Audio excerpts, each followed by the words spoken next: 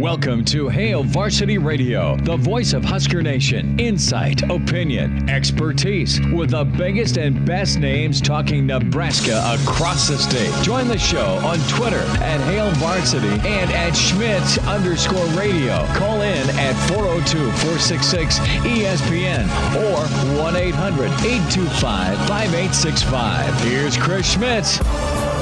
Welcome to it. Great to have you in on Wednesday. Hail Varsity Radio, presented by the Nebraska Lottery. Chris Schmidt, Elijah Herbal. We are loaded up. Plenty of college football to talk. Some news from a Big Ten insider to get to on what a schedule may look like. How hot is the seat under Scott Frost? Icy is what I say. What say you, Dennis Dodd? We'll hear from the college football reporter from CBS Sports and where he ranks Mr. Frost on his annual list of coaches on the hot seat. Mike Babcock going to be with us in 15 minutes from HailVarsity.com and magazine. Mike Shuey will check in. We'll talk some golf with him. Pretty big-time showing at the Rocket Mortgage tournament, and Shuey will weigh in on some of the happenings in the PGA. Brad Edwards, ESPN college football insider. And then more college football with Blair Kirchhoff. What's Blair think of the season moving forward? I know that's, it's a day-to-day different opinion. If you ask the Ivy League, they have punted all fall sports up until January 1st of 2021. So you can get in and dial us up at 466-3776, 466-3776, 800-825-5865. Find us on Twitter. Give me a follow, Chris Schmidt, at Schmidt_radio. Elijah Herbal, at Herbal Essence on Twitter. Email, Chris at HailVarsity.com. And as always, follow Hail Varsity on Twitter and ESPN Lincoln. Before we get into the absurdity of the hot seat ranking, we must dive into a friend of the program, and he's with Rivals Purdue, Tom Dienhart.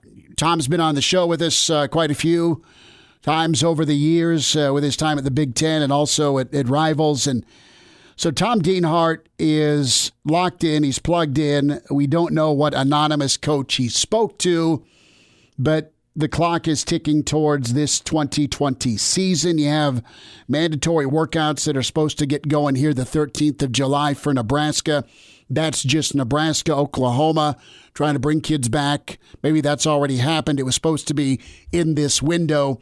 There's been some other programs that have had the voluntary that will shift to mandatory.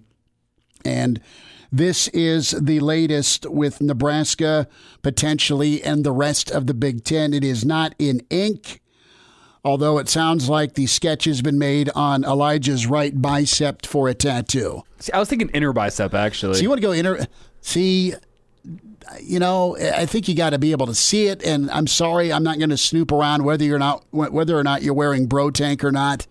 I'm not going to look at the inside of your arms. Well, that's why I want it there. So it's like for me, and if you're going to get ink, it needs to be shown off. It needs to be visible. Period. Below the neck, preferably. Oh, see, the face tattoo would have been sick. Well, yeah, it would have been. You go ahead, son. Fire that off. I work in radio. No one sees my face anyway. It's shifting, my friend. It is. That is. So I will say this: the Big Ten non-conference games appear to be on the verge of being punted. I don't know if it's a third down kick, but punt has been the word used by Tom Dienhart. And it looks like the Big Ten is headed to be playing only a 10-game conference schedule only. Talked about this yesterday. Would you be good with 2 rounds of Purdue, 2 rounds of Wisconsin? That adds up to 12 games. But you get my point. Do you want... It's got to be worked out. If I could get a home and home with Minnesota, a home and home with Wisconsin, a home and home with Iowa, I think that'd be pretty cool. Maybe you sprinkle in Indiana. You get Sparty. I don't think Rutgers is going to play football. I just don't. From a travel standpoint, you get Michigan, you get Ohio State, you do the round robin. You go 10 games conference only. Now, the Power 5 head coach says, look, this hasn't officially been decided. There's a meeting tomorrow, July 9th. But it seems like that's probably in the last week and a half or so, that's kind of the tone from the leadership. And that's been the direction that they've wanted to go and felt most comfortable in going. Nothing's been decided. Nothing's official. But I would not be surprised if that's not the direction they go. So the decision means you move from a 12-game to a 10-game schedule with each Big Ten school getting rid of their 3 non-conference games. 8 to 10 days. This is your window on this maybe becoming official. For Nebraska, that means Central Michigan. That means South Dakota State. And that means Cincinnati. And the other part of this thing, too, is you have a 10-game schedule. You are going to need some flexibility with this schedule. You do 10 games, give the season 14 weeks. That way you have some spacing in between. This has been unpredictable from the get-go. COVID has been, with pop-ups and surges and positive tests, and you have the reality of people testing positive at an insanely high rate, 60,000 in a day in some states, or I should say within the country, and 10,000 in some states. Okay, so you have 10 games over 14 weeks. There's your flexibility to maneuver games around if a team can't play or there's too many cases. The other part of this that's a reality, you have your lower level college football programs, the non-Power 5, the Group of 5. Their funding and budget is massively different than the Big Ten.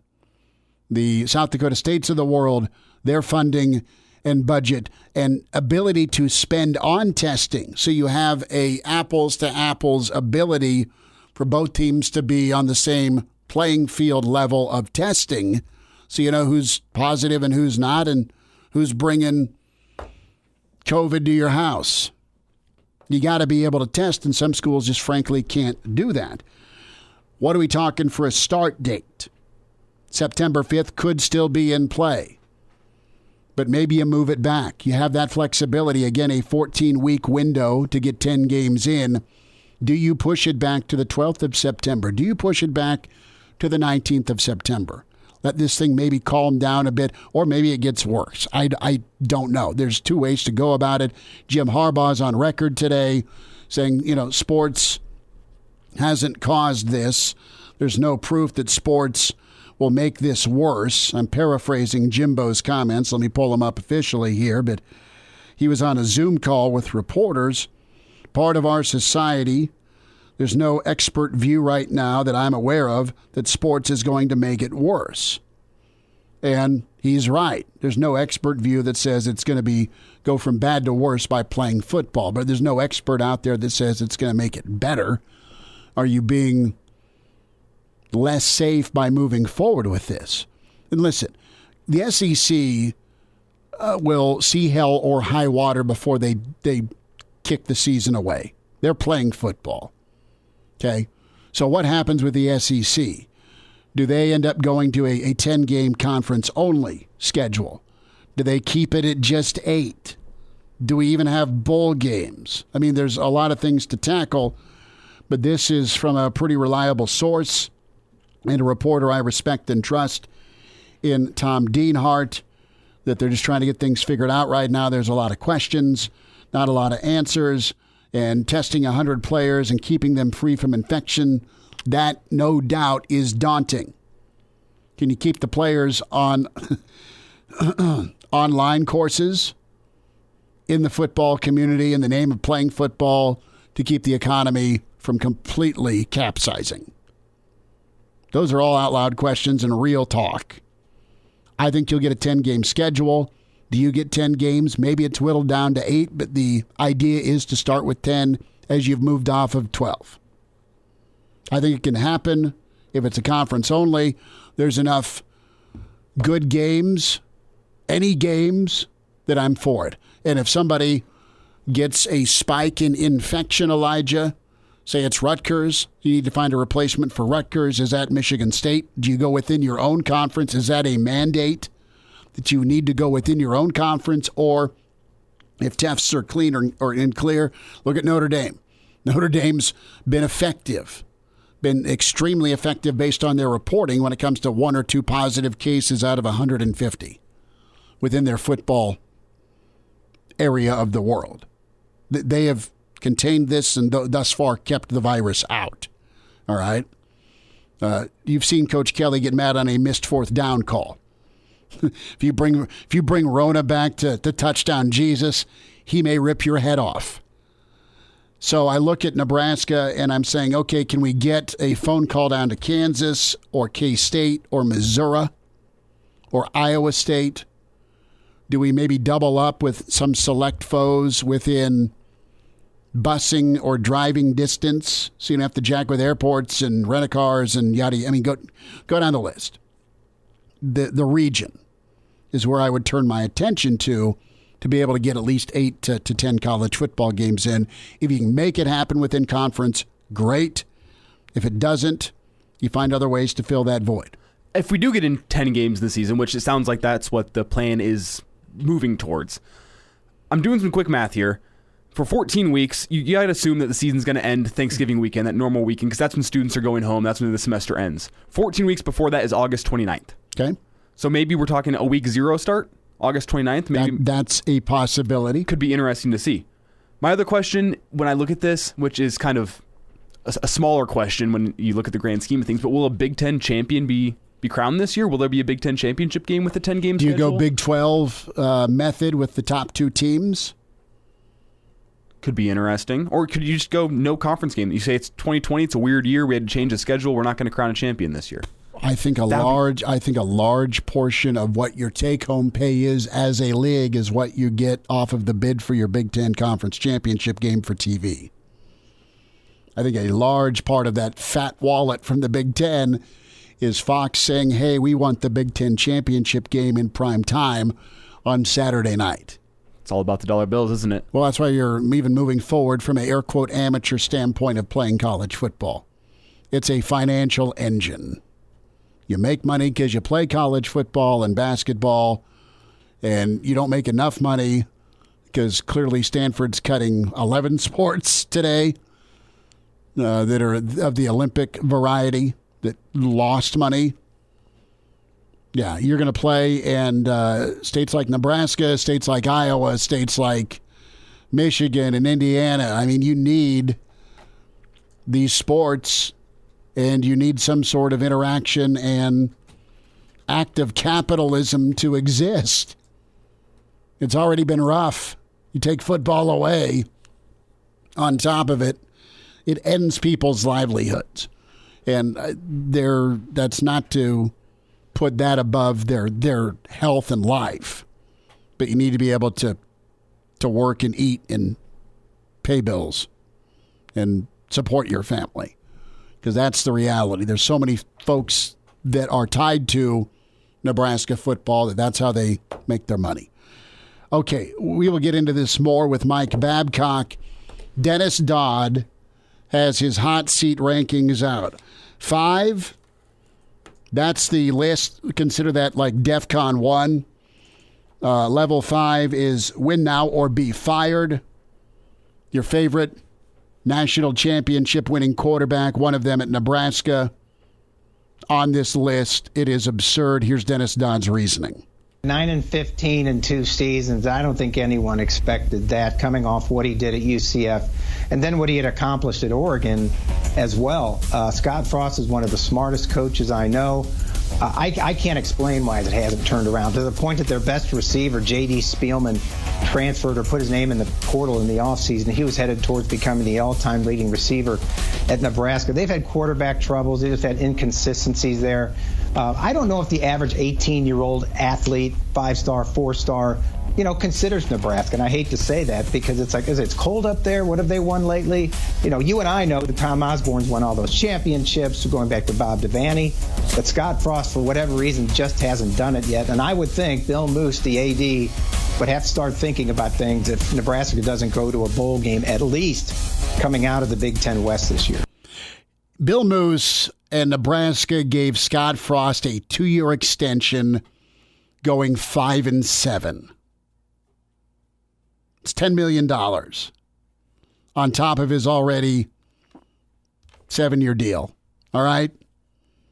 Nebraska's recruiting rankings indicate that whether they think of Nebraska or not, they know Scott Frost from Central Florida and are wowed, and they know Scott Frost from Oregon because they've been in the top 20 to 25. Dennis Dodd has been around college football a lot. He's been on the show before. This is an ice-cold take that has zero backbone to it. I'm going to throw a popular name out. I'm going to say hot seat.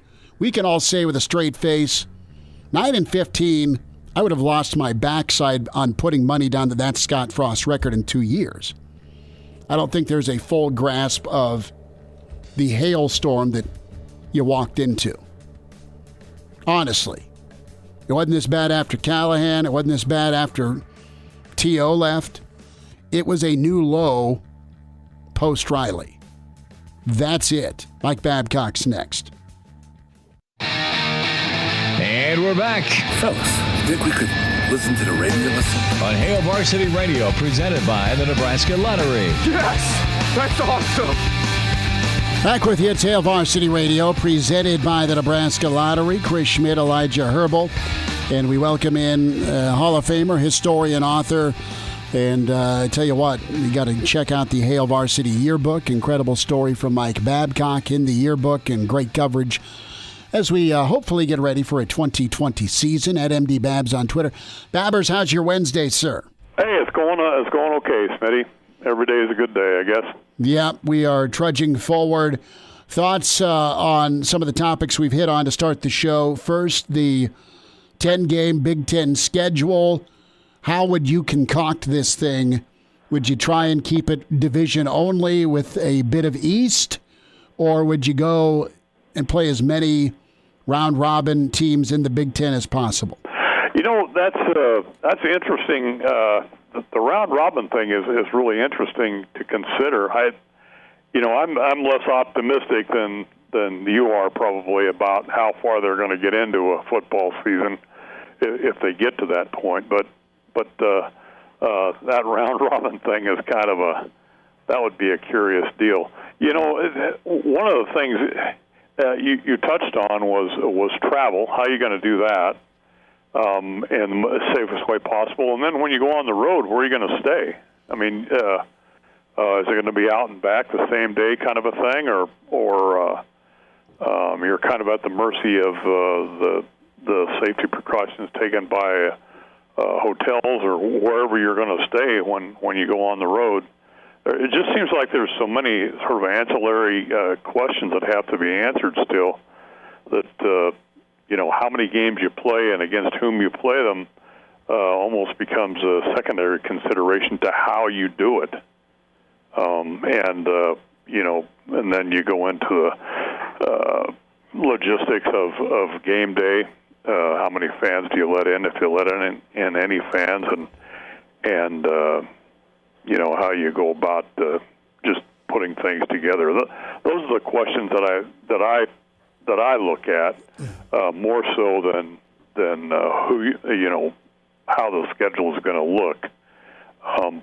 But the 10-game thing seems reasonable to me, and 10 games within the conference seems reasonable. And as you pointed out, we've already got the sense that Rutgers isn't going to play, so you're going to have to make some adjustments there, and that would be a travel problem for Nebraska anyway. So you got to keep it as close to home as you can, I think. With that in mind, and say you jump on buses, you got a 60-man travel roster, everyone's tested out okay, and you have a final analysis of okay, Thursday's the D-Day, and again, this 10-game schedule is within a 14-week window, so you can be a little bit flexible. Could you figure out a way would it make sense to see Iowa twice? Would it make sense to see Minnesota twice, Wisconsin twice, opposed to risking, and maybe it's not that I don't have the mileage down in front of me, but see them twice opposed to heading out to Happy Valley or Happy Valley coming to town? Yeah, no, I think that, that question to me, you don't go to Happy Valley. The distance is too great from here. Mm-hmm.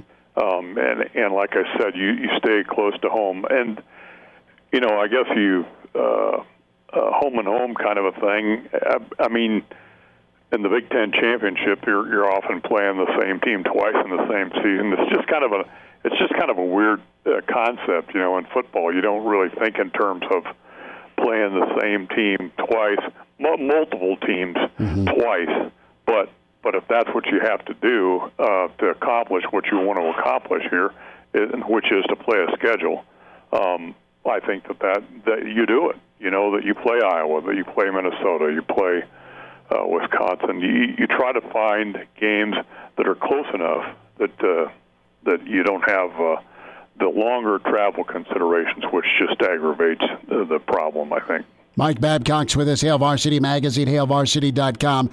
Babbers, you've covered a lot of college football, a lot of years. You've seen many stories out there, and it's the annual hot seat ranking, and Dennis Dodd does this every year. And it's one thing to go from 0, which means you're untouchable, to maybe nudge your way up to 3. Pressure's mounting. We've seen that happen before, and I remember it happening to Bo Pelini. Scott Frost, going into year 3 on the hot seat ranking, has gone from 0 to level 5. My friend, what's your reaction? Yeah, and I listened to the clip that you played from Dennis Dodd, and I've known Dennis for a long time, and I respect what he does. But listen to that clip. It's like, okay, this is. I really think it's somebody from outside looking in, and he was probably one of the same people that had, Nebraska in the top 25 and all these things, these expectations that were placed on Scott Frost. When you come from Central Florida and you come to Nebraska, and it's just a whole different context. I mean, to listen to that, it made it sound like, why isn't Nebraska competing for a national championship already?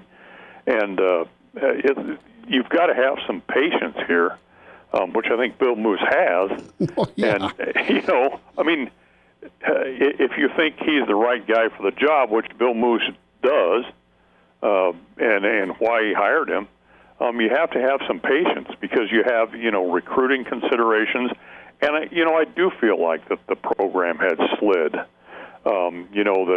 That what Scott Frost inherited was not the sort of team that's going to compete for the Big Ten championship, and I was a little surprised that last year that they didn't win at least 6 games and get to a bowl game. But nonetheless, again, there's got to be a margin for error because you're transitioning. This will be his 3rd season, and I don't even think that you can, what we're talking about with a reduced schedule. A different kind of a schedule. I don't think any coach would be on the hot seat in that situation. Even the ones that seem more likely on his list, because of all the things that are going on because of the pandemic. So you're going to wait. I would think, as an athletic director, you're going to wait another season for all these guys. You're not going to go into a season that's affected by a pandemic and say, well, you didn't get it done in an odd schedule situation, so we're going to get rid of you. But certainly Scott Frost, to my mind, is not on any hot seat, even if they were going to play a complete 12-game schedule. I would expect that they would win at least 6 games and get to a bowl game this year. I thought they probably would last year. But the expectations can't be a whole lot higher than that because, again, you have to have some patience in developing the program. Particularly where I felt like maybe the program was when he took over. Well, and listen, I look at this, and you got to move forward. It's year 3. You got to do better in close games. Got to be a bigger and stronger team. They're trying to do that on the recruiting trail with the size they're recruiting. Okay, got to adjust to the league as a new coach. This is absolutely it's apples oranges compared to what Riley came in with in his style. Okay, and it was a Pac-12 type style, but he inherited the program that was a hell of a lot closer to getting to a Big Ten championship game than Scott came into. I mean, the way just things were, the win totals, the margin of loss. I mean, it was just, and from a culture standpoint, I mean, I'm going to stand up and say that. I mean, I think you had a different way of doing business here with Mike, and Mike's way of doing business out of Oregon State worked for a lot of years. It's just different here, and I think it's even a longer rehaul. It's not just gutting the inside of the house. You got to put a new driveway too, man. I mean, it's just way different than what Frost walked into. I believe that wholeheartedly, and this isn't to be a member of the Scott Frost fan club. I just look at Nebraska over the last several years, and this is not an unfamiliar situation covering the football team, but I just look at how difficult and different this is on top of the expectation attached because the guy's from here. Well, yeah, that's true, and also, you know, you talk about Mike Riley and Oregon State, and Scott's, development came at Oregon as a coordinator. I mean, again, it's different. That conference is different than the Big Ten, just as Central Florida was. So there's adjustment there as well, and you're trying to put your system into something that is a much different context than where it was when you were a head coach and where it was when you were an offensive coordinator. And I just think that it's going to take time. He's not on the hot seat. That's not I guess that's to generate some interest or generate some discussion or whatever. But that's not the case. And I don't think it was fair to Nebraska and the recruiting comment either. That 4- and 5-star players are not going to come here. Because I think that, again, you have to give it some time and get this staff and see how this staff approaches things. And I think they've gotten some 4-star guys, and, they've been aggressive in their recruiting. And I just think that, a lot of most of what he said was inaccurate. Mike, what would it take for Scott Frost to be on the hot seat, in your opinion? Well, burning a picture of Devaney. Let's put theoretical that they played 12 games and had your regular season this year, and you went like 3-8 or 3-9. I mean, or another 4-8, which I don't think that it's not going to be that way. And even then, I don't. Three seasons is not enough. I mean, you okay? If I'm going to put a number on it. And this is just arbitrary, but at least 5, at least 5 seasons. You've got to have the opportunity to see where things are, because then you've gone through an entire class of a recruiting cycle, even if you're redshirted guys, and you can see, do you see development there? Do you see improvement? Do you see the competitiveness, the close games thing that Smitty said, getting it turned around? That's what I look at. And not, 3 seasons is not enough, just not enough. 4 seasons is not enough. 5, okay, then you can start looking at things and say, okay, well, if we got 4 losing seasons and the 5th losing season, we gotta get things going here, or some changes need to be made. But I don't think you get an extension after 1 year, and the athletic director is thinking that you're going to be on the hot seat pretty shortly. Mike Babcock's with us at MD Babs on Twitter. Babbers, fun discussion today. Thanks for the input and insight today. Hey, great talking to you. Be safe, guys. All right, you too. Mike Babcock with us. Mike Schuart's going to check in Wilderness Ridge. Brad Edwards on the way. Blair Kirchhoff to come next hour on Hail Varsity Radio. And now, back to Hail Varsity Radio. Brad Edwards coming up. We'll get into the college football schedule look, what it could be And Blair Kirchhoff will join us, Chris Schmidt, and, of course, Elijah Herbal. Hail Varsity Radio. Let's head out to Wilderness Ridge. We say hi to Mike Schuart. And Shuey can get that swing fixed or just show you where to tee off, man. Shuey, how are you? I'm good. How are you? I am good, brother. And we had a heck of a good time out at Wilderness 4th of July weekend, brother. Number 16 was a little bit abusive, but it can be like that. Yeah, it can. There's not a lot of sympathy in your voice. I think we had 2 birdies, and I think we had a lot of pars and more bogeys than we like, but no snowmen. No snowman. That's good. That's always good to keep off the card. You never want a snowman on the card. And the vodka lemonades tasted immaculate. So, yeah. Hey, I got to ask you here. You said Bryson DeChambeau, take it to the bank. And Bryson DeChambeau took down the Rocket Mortgage Classic. Shuey, did you ever in your career hit the old bench press machine to the tune of 40 pounds? Were you yoked up? No. What's your take on Bryson's growth here? Pretty impressive, actually. I mean, he put on a lot of poundage in a pretty short period of time. 3 months, yeah. And pretty amazing. But again, that's kind of the trend. I mean, you're seeing the trend. Those guys are getting super strong, super fit. And finding that it helps them be able to move the ball a long ways. And, for years they've always tried to figure out what was the secret to playing and being successful at golf, and they found out that it's length, really. Because the farther you can hit it, the closer you are to the hole. The closer you are to the hole, the shorter club you have in your hand.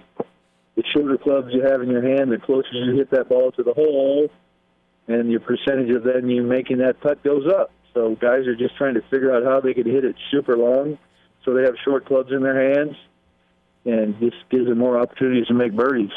What's impressive, he hits it that long, but he hits it straight. Yeah. That's not easy to do.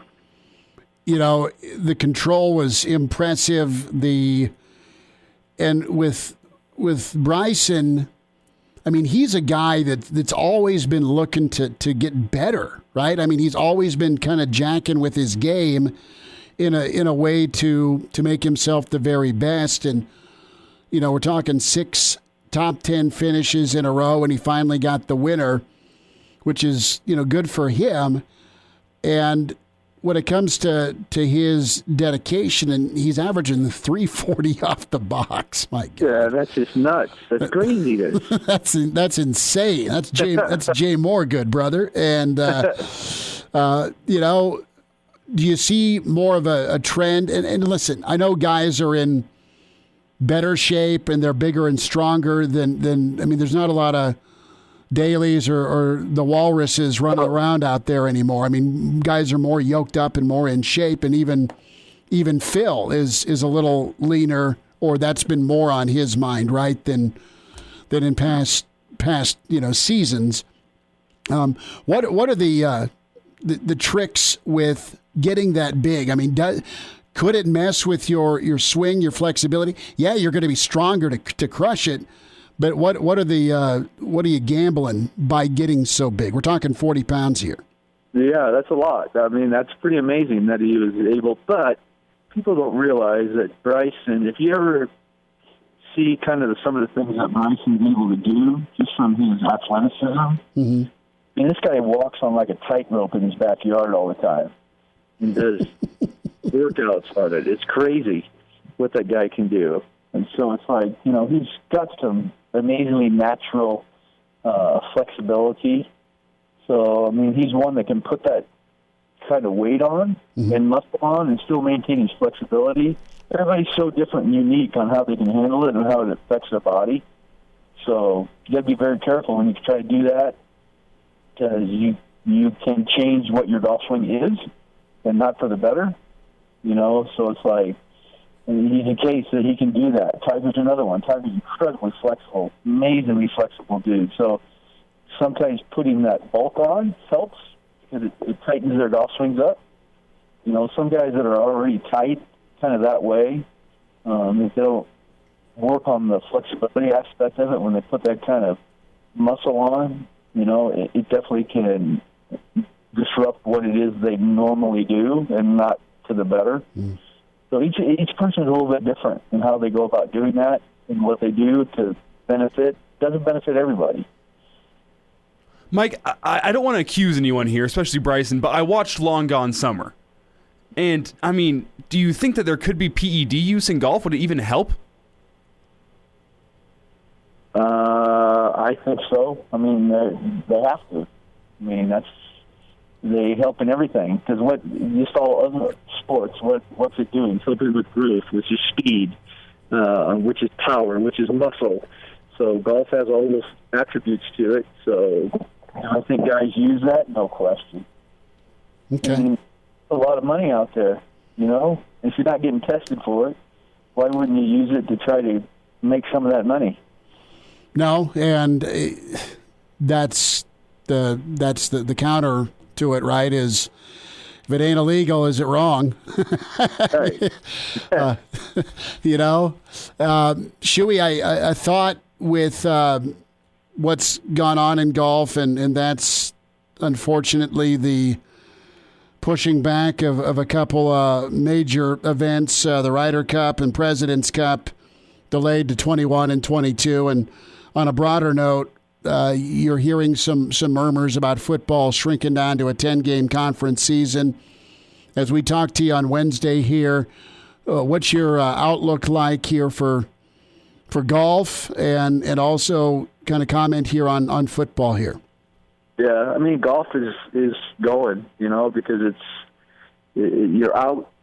The social distance aspect of what it is already there. So I see golf being able to maintain its ability to play and keep playing. You know, football, man, I just don't know. I mean, with what you're seeing and outbreaks happening, you're starting to get all these players coming back. I just don't know how it's going to happen without outbreaks happening. It happens all the time. It's already happened. You look at, you know, practices that they had. What was it? LSU had 36 guys come down with it. So it's like, so it's not going to happen. I mean, so I just don't see how those type of events can be held. Just like the Ryder Cup. I mean, I don't think it's a problem to play the Ryder Cup, but no fans, that wouldn't be the Ryder Cup, in my opinion. That would be a whole different animal. You know, you got to have the fans at the Ryder Cup. And that's what it's about. It's about our country against your country.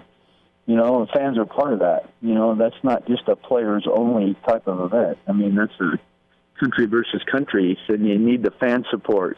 So I can see why they would postpone that, so they can at least have the best chance to get fans there. You know, college football is kind of the same. It's like, I just don't. It would be so different. Guys kicking a field goal at the end of the game with nobody in the stands and nobody saying a word, that would be so weird. Shuey, a thought here, about 15 seconds. Fit Fridays hours, and folks, when they can come check you out. Yep, they can come. Fit Fridays are usually 3 to 7. Gotta make sure you call at a good time. You can go to our website and kind of get an idea of who's going to be there, what's going to be there. So the key is always getting an appointment. So can't just show up. Got to make an appointment, and we can get you fit up with anything you kind of want. Get your game right. There we go. Mike Shuart, Wilderness Ridge. Shuey, we'll talk next week, brother. Be good. You too. Thanks for having me. And now, back to Hail Varsity Radio. One final time this hour, Brad Edwards coming up, ESPN College Football Insider, College Game Day. Blair Kirchhoff, Kansas City Star next hour. Chris Schmidt, Elijah Herbal. Reminder about your friends at West Blue Realty. 2020 could be the year you make a move. West Blue wants to help out with that. They specialize in residential home sales in Lincoln and surrounding communities. They can help you make that transition for a limited time. You mentioned Hail Varsity and West Blue can provide you up to $1,000 on the closing of your next home purchase. Give Tom Luby a phone call. Tom can help out at 402-540-3768. Or Kelly Hofsnyder. Kelly, there to help as well at 402-202-2312. It pays to work with West Blue. WestBlueRealty.com. And do you have some agricultural land? If so, listen, they can help out selling some of that ag land you have. They have an auctioneer. They can handle live auctions, sealed bids, and general land listings, and they sold land in different parts of the state of Nebraska, Seward, Otoe, and Lancaster counties. They can help you out. They are located. Make an appointment today, 1120 K Street, Suite 200. So, lots to get into. Harbaugh's thoughts with Brad Edwards. The Ivy League's decision on fall sports. What's it mean for football in the Power Five, if anything? And some hot seat thoughts as well. Good stuff from Babcock on that. And we played the snippet from Dennis Dodd. Dennis just seemed so out of touch, so far away. As a national college football guy, it's a no-brainer to go in on Coach Helton, USC. First 2 years, guy went to 11 and 10 win seasons. He's backed them up with a couple of 5 and 7s. Chip Kelly, outraged by players. He is clearly miserable coaching in college again, or at least guys haven't bought in, right? Or he's not adjusted. And then some of the other dudes on the list, they're from no-name programs. Connecticut, Tulsa. I'm forgetting the other. But just to include Scott Frost on that list as a hot seat, to go from a guy that was untouchable to win now or you're done, is idiotic. It's absolutely an idiotic take. And, Bo Pelini got pissed off when his name was mentioned with the hot seat. There's a little paranoia there. It was ticked off. He didn't like it. I get it. I'd love to hear Scott Frost's take on this. Well, to me, it just sounds like Dennis Dodd got his source on this from like some angry Iowa fan on Twitter. It just doesn't seem like he... Or he got it from the wrong guy at Nebraska. Yeah, that too. I mean, it does... I mean, even like the Spielman thing, he said, "Oh, you lost your leading receiver because he didn't like the results." Yeah, Spielman was gone the minute spring football got canceled. Yeah, he was one gone. Google search. He was gone the minute he took his leave of absence. Man, he wasn't coming back. One Google search could have told you. I mean, he took leave of absence because of mental health related reasons. Yeah, and he's gone. I mean, wasn't a surprise to anybody, and it's not because of the results on the field. And his recruiting take is a joke. It's not that Nebraska has been knocking on a championship door. They haven't.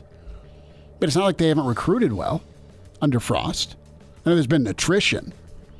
But specifically the last couple of classes, on paper, right, they've recruited well.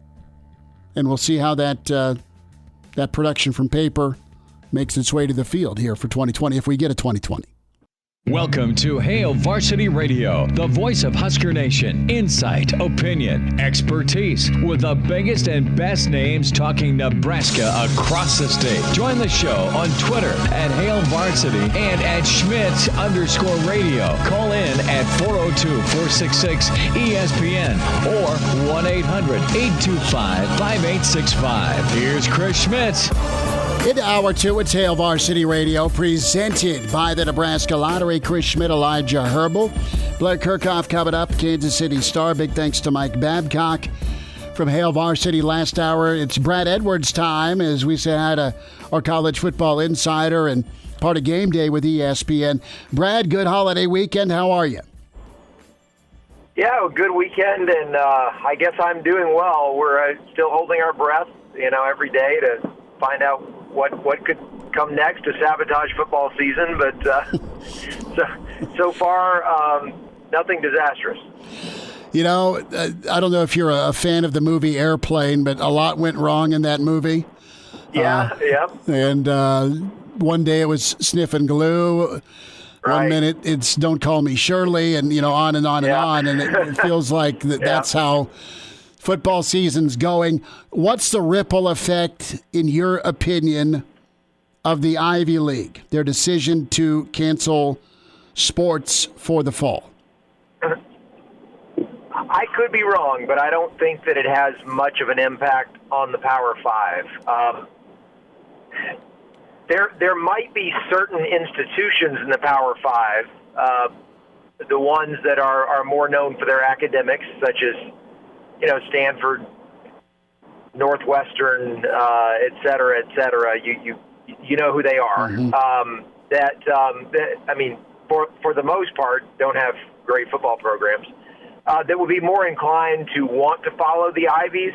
But I think there's a big difference between what Ivy League sports decides to do and what Ivy League academics decides to do as far as the ripple effect on other universities. And so now if Ivy League schools were to make a decision across the board that none of them were going to allow students on campus this fall, then I think that could have a bigger impact on football season, to tell you the truth, in that I think there would be a bunch of universities that would feel inclined to do the same thing, to follow suit with the Ivies there. And if they did, then I think there would be a whole lot of people who would say, look, if you're not going to let them on campus to go to class, then you can't have them on campus playing sports.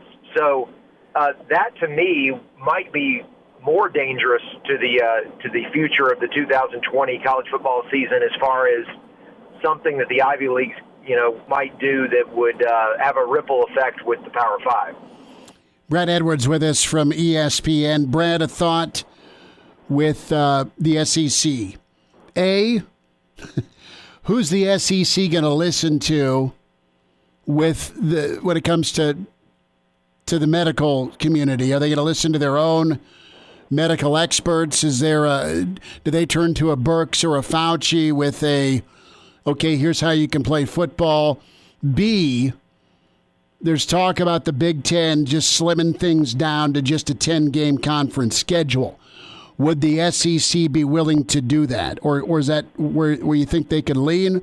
Or do you have any clue? I think I'd be lying if I said I have a clue. What I would think a factor here, as teams discuss how much of the season that they might be inclined to play. Now, first of all, let's not forget that that when it comes to matters of doctors and all that, it's not like there's any doctor that's going to make a decision for a whole conference. I don't think, anyway. I think that the teams would do the same thing that they do in the regular season, which is that they're going to allow their team doctors to make these decisions about what's best for them. And, maybe there would be, within a conference, there might be a meeting of all the doctors representing the different teams, and something could come out of that. But I don't think that any doctor nationally is going to have an impact on, what any one conference decides to do by itself. Certainly not the SEC. What was the second part of it you asked me? Oh, about the non-conference schedule, maybe getting rid of it. Yeah, I think that there seems to be some sense in what baseball is doing, which is, maybe regionalizing things more and cutting down on a lot of the travel between regions of the country. I mean, I can tell you this, like where I live in Connecticut, half the states in the country right now, if you come into Connecticut from those states, you have to quarantine for 2 weeks by law. So I think there's going to be, unless things change in the next couple of months, there are going to be a lot of states that are going to not want their teams to be traveling outside of the region because of stuff like that. So that could have an impact on non-conference scheduling. And I think when we were talking about this last week, I had mentioned that I could see the possibility that some of the non-conference games or some of the matchups could switch from being something that were, kind of cross-sectional to becoming more regional, where you might get rid of an opponent from across the country and schedule someone who was more in your neck of the woods from a different conference. And so I think that's a part of it. And I do think that, going forward, that the big question that these teams have to ask relative to this idea of, do we restrict this to conference games only, is the financial impact. I mean, we all know that, not being able to have a full stadium, not being able to sell all the tickets, has a financial impact. The question is, where's the break-even point, at which the attendance justifies all the other costs of operation for a home game? Are you actually losing money if you're paying all these different people to be there operationally, and yet you're only selling 25,000 tickets or 20,000 tickets or whatever it may be as far as what you're allowing in. And if a home game becomes a losing proposition financially in this environment, then I think it becomes much easier to scrap those home non-conference games that weren't expected to be competitive anyway. That's the thought here on the Big Ten's perspective, and Tom Dienhart was able to get in contact with a Power 5 coach, and there's no name attached to the Power 5 coach, and there's nothing in ink with the Big Ten. But next 8 to 10 days after a meeting tomorrow, it sounds like, per Tom's report, that, listen, the Big Ten will shrink it down. They'll get rid of the non-conference games. Those are expensive. Of course, you're buying wins, or you're trying to buy wins in that instance anyway. But the other side of it is you just have such a gap in testing and budget for testing, so you could be inviting some problems in, or you could be sending some infections out if your team, doesn't have, if one or two positive cases slip through, so to speak. So you'll have more of a level testing playing field within your own league. You'll have a uniform testing setup, I would think.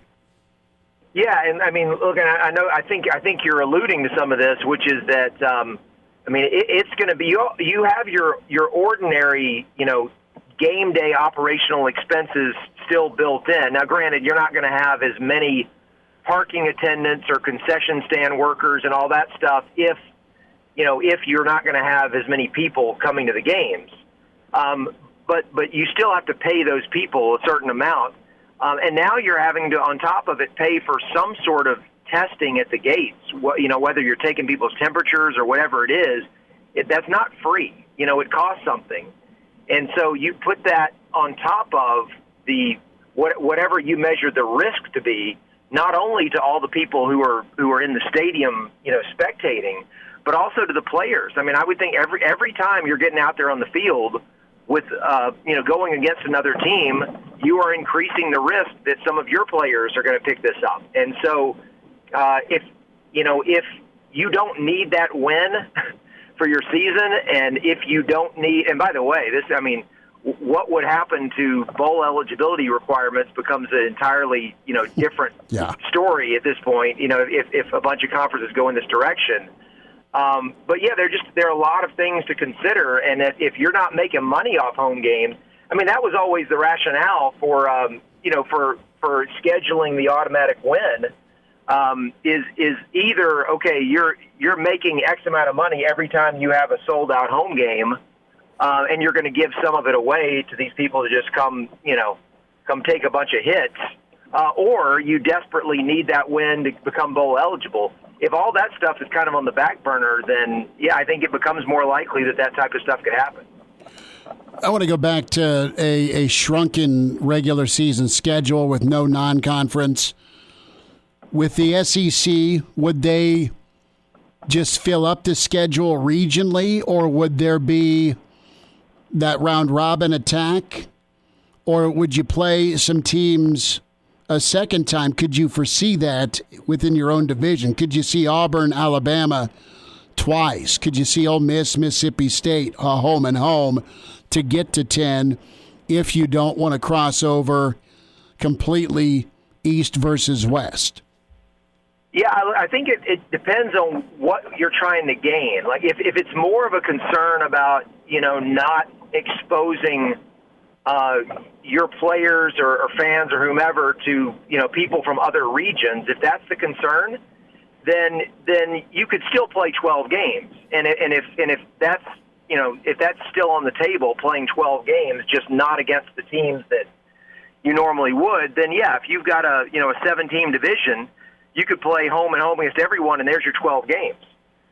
But if it's more of a concern about, okay, are we going to try to figure out the best way to crown a champion within our conference, then you got to start thinking about, okay, how do we set up the conference schedule to make sure that we don't end up with, 3 undefeated teams within the conference because there's certain ones that, didn't play each other due to in other words, you've got to keep divisional play to some extent, because if you start to get too cute with it, you could end up where, you got enough of the wrong teams that don't play each other that you end up with 3 undefeateds, and then how do you decide who makes it to the conference championship game? So I do think there will be an element of,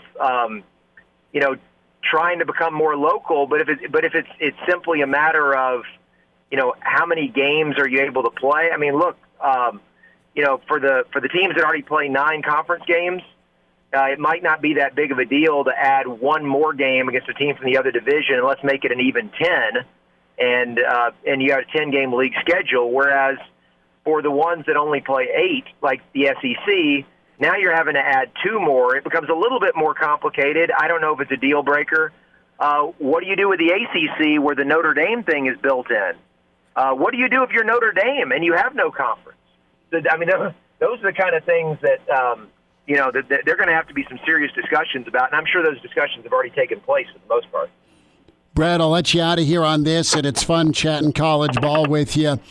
We were talking hot seat rankings. Those have come out with a different media outlet, and Scott Frost went from 0, which was untouchable, to 5, which is in you're going to be fired if you don't win now. What's your reaction to that?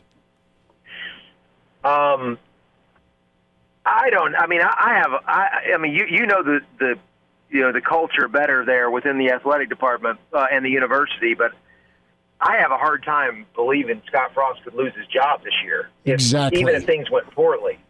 Yeah, I mean, that seems pretty extreme to me, given his relationship with the university and all that. This is not Joe Moorhead coming in from, a different area of the country with no connections to the school or the conference. So I can't see that happening, but I do know this. I mean, I was on a show somewhere else this morning, and we were discussing Jimbo Fisher at A&M and how, with his reputation for, working with quarterbacks, if he comes in and he gets Kellen Mond as after having started a few games as a freshman, if he gets him for 3 full years, sophomore, junior, senior, and they don't get anything out of it, there are going to be a lot of upset people in Aggie land, because we've just seen so many coaches, and this is the part that kind of applies to Frost. Mm-hmm. We've seen so many coaches over the last 20 years come into Power 5 programs and have great success in year 2 or year 3,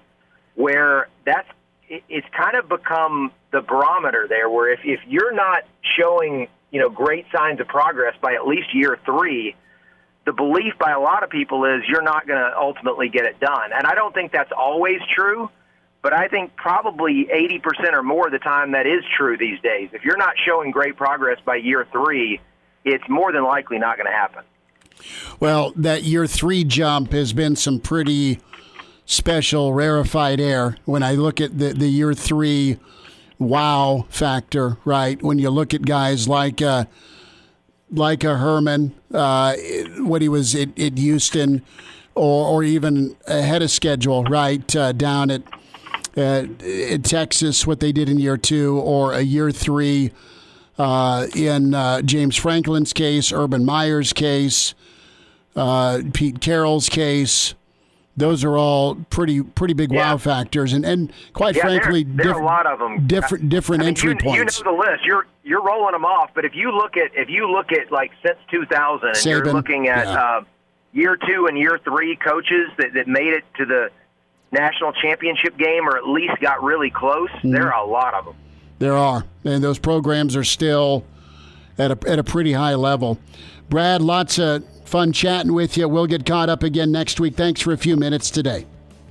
You got it, Chris, as always. Take care. All right, bud. Take care. There he is, Brad Edwards. Good stuff from him. Some thoughts on the Royals, the Chiefs, the Huskers, Blair Kirchhoff, Kansas City Star. He's up next on Hail Varsity, presented by the Nebraska Lottery. And now, back to Hail Varsity Radio.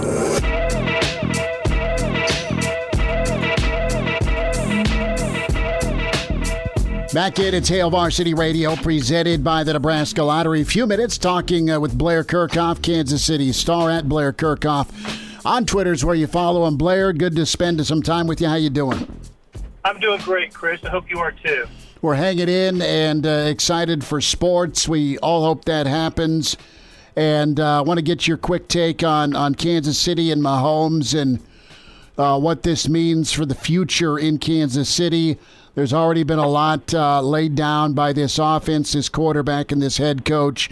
How high is the ceiling? How many more can the Chiefs go get with this signing of Mahomes, this extension? The Chiefs and Mahomes are always going to come to an agreement on a deal. And, he had 2 years left on his rookie contract. And everybody around here was thinking, man, wouldn't it be great if they went as many as 6 years additional? And the fact that it went to 10 it's got everybody around here giddy as all get out. It's remarkable. And how many more can they win? Well, I think the best opportunity is going to come in the next few years because the way the contract is structured, there's flexibility and it's a little bit backloaded, and there's going to be room to sign the stars on the current stars that deserve raises, and I don't think they're going to have a problem with keeping their star players happy for the next few years. And you know how it is in the NFL. It turns over, and it'll turn over just like it did in New England with Tom Brady and in other places. But for the foreseeable future, the Chiefs are a pretty big favorite to win it all again going into 2020, assuming there is a 2020 season. And I don't think we'll see how things unfold. The Ravens are great. Houston Texans are really good. There's some, the Patriots now with Cam Newton. There are others to look at, but the Chiefs clearly go into next season as the favorite. And I know we're all dealing with the health and safety issues right now, but at least in Kansas City on Monday, and then it kind of bled into Tuesday. People in Kansas City are just as happy as they could possibly be for Mahomes to commit for as long as he did. Blair Kirchhoff's with us a few minutes. Hail Varsity Radio at Blair Kirchhoff on Twitter, Kansas City Stars, where you find and read Blair. What's your outlook for the Royals in this shortened MLB season? If the season comes off as scheduled, the 60-game schedule, the teams that were that we all thought would struggle, and the Royals being one of them, based on what's happened the previous 2 years, they've over 100 losses each time. They go from basically a 0% chance of making the playoffs to a chance to make the playoffs, to be one of the 5 teams that makes the American League playoffs. Now, the reason for optimism in Kansas City is not just the shortened season, which helps, I think, the underdog's chances, but the fact that the season's going to be delayed for as long as it is, and that's going to help the Royals with players who were injured last year, didn't get to finish last season, and may have been not 100% going into this year if the year had started when it was supposed to. And I'm thinking Salvador Perez and Alberto Mondesi in particular. So you get those two guys back, and of course Perez is dealing with COVID right now, but he's expected to be back by the first game. But you put those two guys into a lineup, and the Royals have drafted so much college starting pitching over the last 3 years that these guys are probably closer to the big leagues than the normal draft class that was sprinkled in high school arms would be. There's some optimism that this team can be at least part of the race in a 60-game season, toward the end. And then if that's the case, anything can happen. Look, baseball is, they're having their issues. They're running into some road bumps right now with the restart. But the Royals are young, relatively speaking. They're really having taken the right attitude toward the restart. They have a new manager in Mike Matheny, a new owner in John Sherman, and they're just, they're the ideal. They're handling this in an ideal way, and that's more than it can be said for other clubs. Blair, I want to go to college football, and it sounds like the Big Ten may go to a 10-game league schedule only. What are you hearing out of the SEC? What are you hearing out of the Big 12? And if things get sideways for some regions, could you see an impromptu Nebraska-KU meeting or a Nebraska-Iowa State or even a K-State-Nebraska matchup, assuming we can all move forward? Yeah, wouldn't that be great? Whatever circumstances bring Nebraska together with its old rivals from the Big Eight, I think would be lovely. One thing I'm hearing, Chris, is that there's increasing difficulty in Power 5 or automatic qualifier 5 conference. Those teams with their non-conference Power 5 leagues. If they're FCS schools or a group of 5 schools don't have the budget for testing that the Power 5 schools do, how could that happen? How could, if you're Blair, we're losing you, bud. Okay, we got you back. So the group of 5 schools and the FCS schools may not be able to afford to test as often as the Power 5 schools do. And if you're a Power 5 school, do you want to run that risk? And the answer is clearly no. So the idea of just having conference games, whether among Power 5 schools or only opponents among Power 5 schools where you can trust the testing, I think makes all kinds of sense. I think you're going to have to build in some open weeks during the college season that you wouldn't normally have. I don't know, maybe it's 14 weeks to get in 10 games just in case there's an outbreak with a team. I'll tell you, we're already seeing the issues with restart, the restarts with baseball, with MLS soccer, with the NBA. There are already problems there. I mean, everything is still scheduled to restart, but I think college football can kind of go to school on what they're seeing in the professional sports and act accordingly, and that is to make sure that there's enough room on the schedule, on the calendar to get in as much of a season as they can get in. And we've seen some of that with the major conferences pushing their conference championship games back an extra week, just to allow the schedule to breathe a little bit. Blair, a national writer comes out each week, I should say each season, with a hot seat list. I chuckled at it because I clicked on it and I read it. Not far below Coach Helton at USC or Coach Kelly at UCLA comes Scott Frost, and it's more of a win now mandate.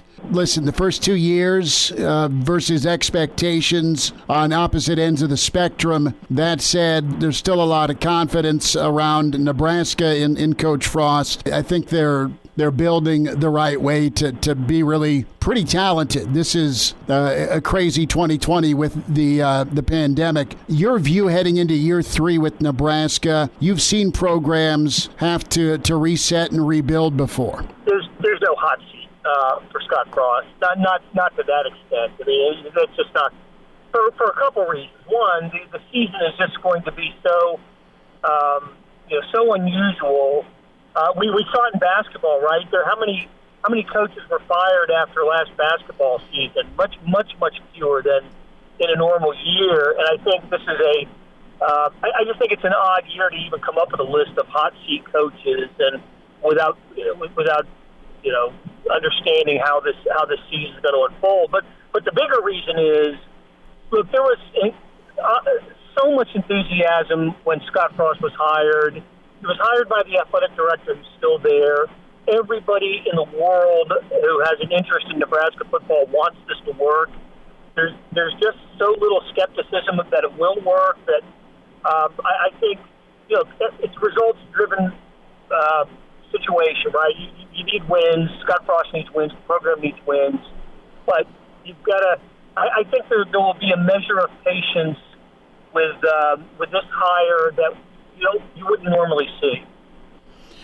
That's kind of my thinking from a patient standpoint, and I kind of go by what old Coach McBride has told me, and that is if he can't fix it, it isn't going to get fixed. So right. The other side of that's the financial side, and this kind of zooms out from the commitment to Frost. I mean, there's not a lot of spare money laying around in the country, let alone athletic departments right now. And I look at even a Chip Kelly or a Helton that, the SC wants to get back to being Pete Carroll SC, and UCLA would sure love to be late 90s UCLA, but I think because of some of the financial ramifications, you're going to probably hang on to guys a lot longer. Yeah, absolutely. There's every school, no matter the classification or the budget, is going to go into 2020, 21 with a reduced athletic budget. And they'll be more cost-conscious than ever. I think contracts are going to be restructured. The buyout clauses, you're not going to see the huge buyouts anymore, at least for a while until we sort of regain some financial footing in college sports. We still don't know what the level of fan participation is going to be in college football. I know there are schools that are hopeful for fans to some level. I just really at this on this date, looking ahead, I don't see it. I just don't see any fans in the stands, at least early. So you lose that, and all the schools are looking at financial challenges. And I think if you're an athletic director of a major university, major football program, and your coach is doing just about everything else right, and the wins aren't where you want them to be, then you're going to see that coach stay longer than he normally would. And I look, if everything was normal, if there was no COVID, and I think that we would see Frost there for quite a few number of additional years. I think the current situation only extends that idea. Blair Kirchhoff with us, Kansas City Star, Hail Varsity Radio, and you can find Blair on Twitter at Blair Kirchhoff. Blair, be safe and healthy, and thanks for a few minutes. We'll talk again. Hey, good talking to you, Chris.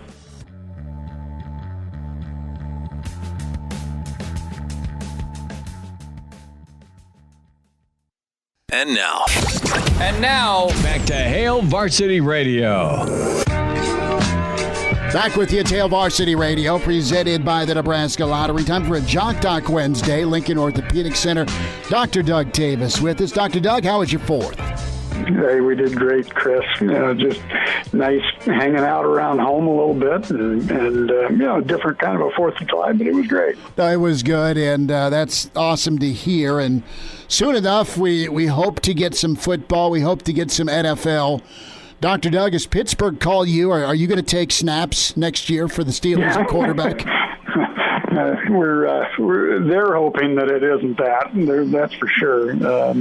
But with both of those guys, Rudolph and Roethlisberger, both coming back from injuries, they got to be a little concerned, I guess. Yeah, they are going to get the old crystal ball out, and let's see if Cordell Stewart has some eligibility left, right?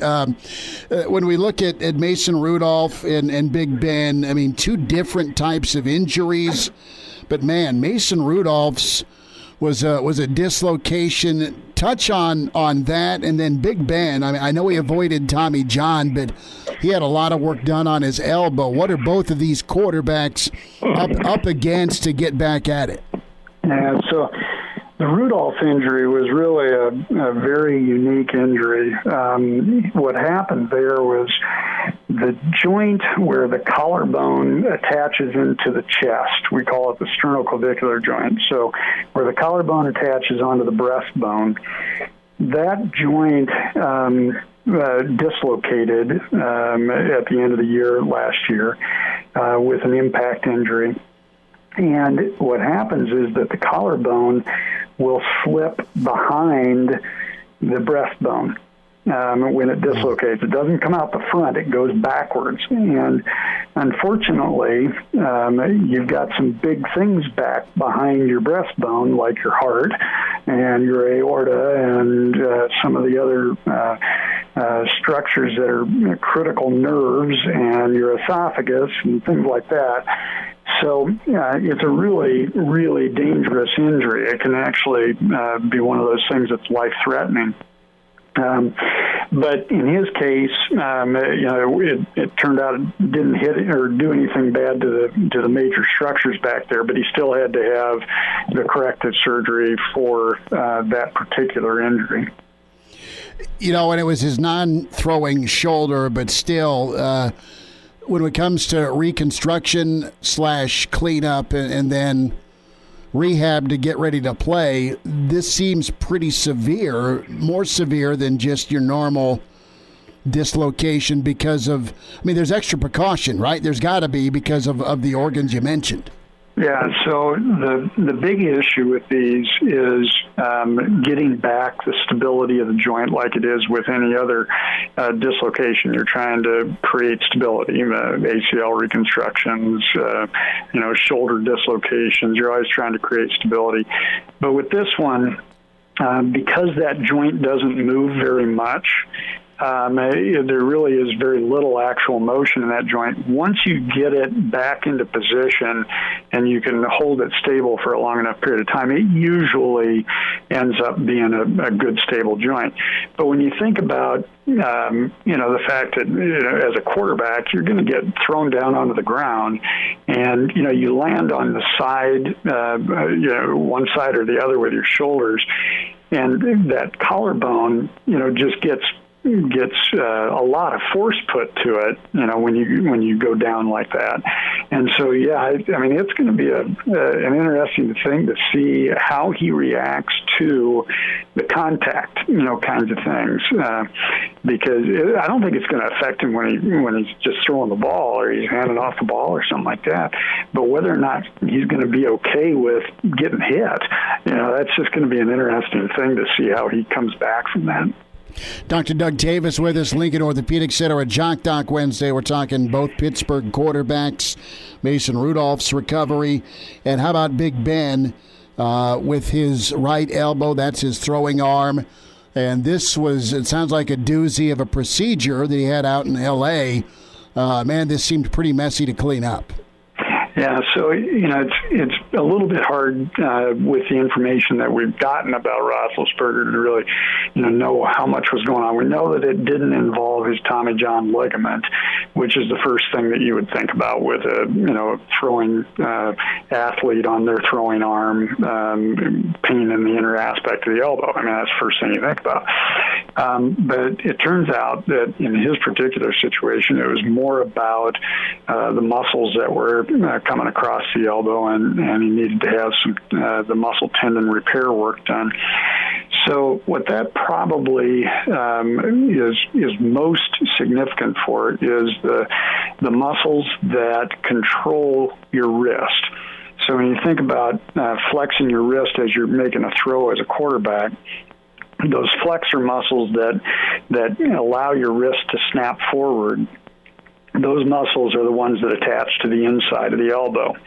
And if those are torn, then you're going to be, number one, having a lot of pain, and number two, having the weakness and dysfunction of that. And so it really has a huge effect on the ability to throw the ball. People always think about the Tommy John ligament, but this is just as important and would be very dysfunctional for a quarterback. When it comes to recovery and getting back to form, and Big Ben's been in the league a long time, he's got a couple of Super Bowl wins already, but with his age, is this a big ask for him to get back to a guy that can go win it versus a guy that can manage it?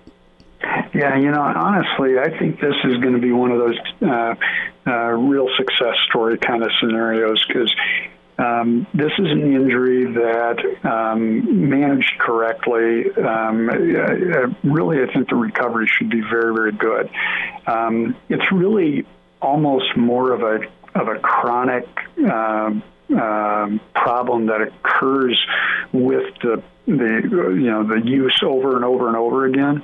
And when you get rid of that pain, all of a sudden you start seeing these guys, doing really, really well. It's a little bit like, I guess from that perspective, like some of the Tommy John people, that 2 or 3 years they're having some pain and then it finally it lets loose, and then they come back and they go, I've thrown better than I've ever thrown in my life. Well, that's not true. They just feel better than they have for the last 3 or 4 years.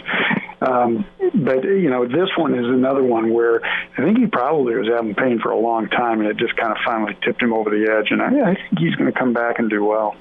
From a recovery standpoint, Dr. Doug Tavis with his Lincoln Orthopedic Center at Jock Doc Wednesday with Big Ben. Is there, what point can he get going again? I know this surgery happened late 2019, but if we get to camp, should he be? How far along should he be at this point, I guess, if we're talking a month? Sure, I think he's going to be right there. He's been throwing, and really the reports, out of the Pittsburgh area that he's thrown without pain, which doesn't surprise me too much. This is a repair. This is not a reconstruction, and so whenever you can do a direct repair of something, the recovery is a little bit faster than when you have to do a reconstruction where you're waiting for revascularization of tissues and things like that. So I have a feeling Ben's going to be coming on very, very quickly, although I think that I've read that they're going to start out with Rudolph taking more majority of the snaps, but we'll see what happens. Dr. Doug Tavis. Dr. Doug, thanks for a few minutes. Hey, thanks, Chris. I'm looking forward to the football. Miss us? Come here, brother. Give me a hug. Bring it in for the real thing. We're on call for you. Catch the podcast at HailVarsity.com, the ESPN Lincoln app, or download them on iTunes. Saddle up, partner. Back to Hail Varsity Radio. One final time on a Wednesday, busy tomorrow. Jerry DiNardo going to be with us. It is the Pride of Chicago, back at it on a Thursday. Danny Burke will be with us. Brandon Vogel will check in, and Blackshirt Husker NFLer Jay Moore. Excited to talk to Uncle Jerry, get his perspective on the old Big Ten. Going to want to hear today's show. Can subscribe, get to iTunes, or just log on HailVarsity.com for the full podcast. We get that bad boy edited down to a minute. Not a minute. That'd be impressive. An hour 25. That'd be some good editing skills for me. An hour and 25 minutes for you on your walk, on your treadmill, at the weight room, at home. If you don't want to hear the wife scream at you, put the earbuds in. We're good. I got to say, I'm excited for that Danny Burke interview tomorrow. You got to ask him a little bit about the UFC event on Saturday. Will, absolutely. It's going to be a big deal. And I trust his opinion. Well, we need more odds and thoughts, and Danny will be getting ready to hit the town because he's working on another birthday. Is he now? He is, the 10th. I mean, I'm not going to ask on the air. He may be loaded. He may have wings on or on some sort of Johnny football type swan gliding towards a swim-up bar at the Hard Rock. The thing for me is, I feel like I'd go to Vegas to celebrate a birthday, but he's already there. Mm-hmm. So I'm not sure if that's good for him. So he's got to treat every day like it's his birthday. I don't know. Does that take the fun away from your birthday, or does that make just it that much more awesome? Well, we'll ask him tomorrow. I don't know the COVID restrictions between stage and distance from stage and pole. I don't. I wasn't expecting you to go that route with it. We will. Well, I should have known better. We're going to have a hell of a fun time with Danny tomorrow. But more insight on the Big Ten, and great stuff today. Mike Babcock nails, as always. Brad Edwards, phenomenal. Great ideas on what could happen in the SEC, his reaction to the Ivy League. And all three guys, and Elijah, you and I gave our 2 cents on this hot seat list. Just utterly offended. And we don't root nor cheer. I'm just all right, Chip Kelly, yeah, probably, even though they can't afford him to blow him out. USC, yeah, they're looking for someone prettier and that wins more consistently. I get that. Don't care about Connecticut football. Don't care about Tulsa football. Don't care about whoever else is on the list. Maybe New Mexico or New Mexico State. I don't know. I was glad that we could talk to some people from around the country. Well, that's the point of it. You and I have our take. Mm-hmm. Babbers, I know is local, but Babbers has been doing college football for 4 decades. And he's been doing Nebraska football. Okay? So if anyone's got like perspective on Nebraska and Bill Moose and Scott Frost, it's Mike Babcock. And this is just too soon and too stupid to include him. Yeah.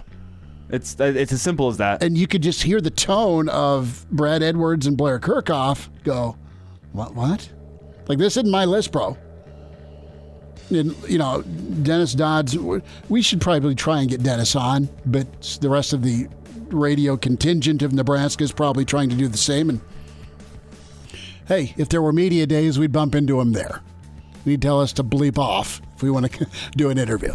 We'll talk to you tomorrow at 4.